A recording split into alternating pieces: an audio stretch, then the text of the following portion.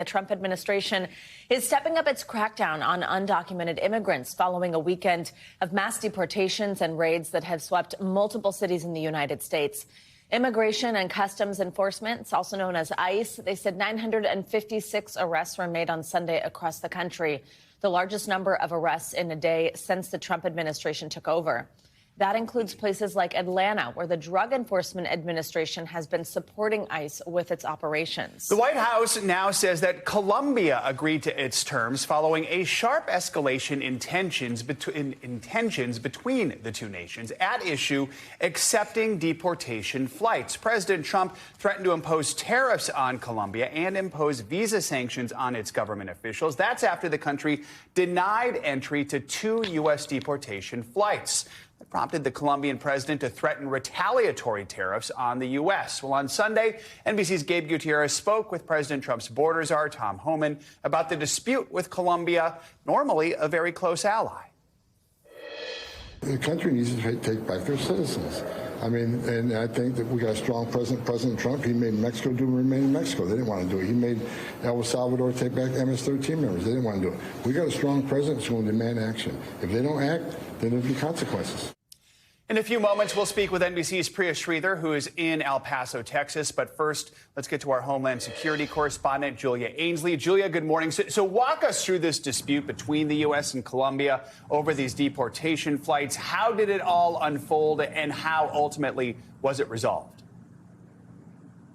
Well, Homan's right in saying that Colombia has been a longtime ally of the United States, especially on these issues. The difference here was it was a U.S. military flight. And so the president of Colombia, the foreign minister, thought that those were inhumane conditions. You've seen the pictures of migrants being walked onto these giant planes. He thought the way that these deportations are being carried out and the military planes made this inhumane, and that by accepting it, he would be condoning that behavior. Now, since, of course, all of those threats over the tariffs, now Colombia has changed course and said that they will now accept U.S. military flights, carrying deportees to Colombia. But just to emphasize what a partner Colombia has been, I've been in Colombia where people from ICE, actually, their Homeland Security investigations, or kind of the special ops of ICE, are training Colombian National Police to go out and arrest people who have committed crimes with a nexus to the U.S., whether that be drug trafficking or human smuggling.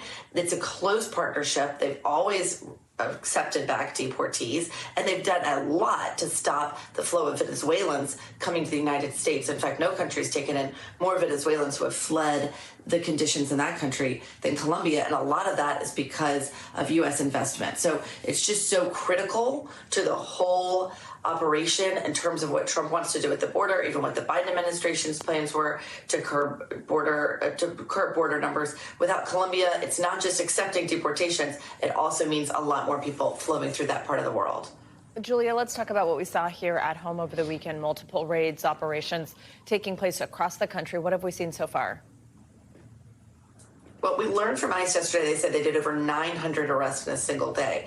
That seems to be well outside the norm. As we know, the average in September, the last month for which data is available, was 282. We saw them bring that up to over 500 on Thursday and Friday, dipped a little bit on Saturday. But Sunday, we understand that was the beginning of a nationwide blitz.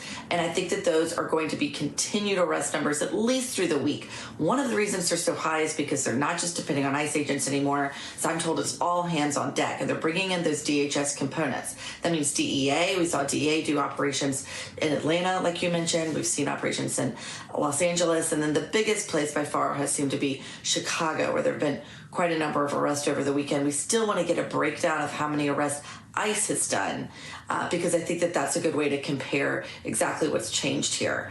There was also some reporting we have not yet confirmed at NBC News, but Washington Post reported about quotas, that these agents have been told that they need to arrest between 1,200 and 1,500 migrants in a day. Obviously, yesterday they didn't meet that quota, but you can see that these numbers are really rising. And in large part, it's because they've just increased the manpower so much, Savannah. Julia, I know you've had an inside look at what a typical deportation flight looks like. Tell us about what the people on those flights do have to go through.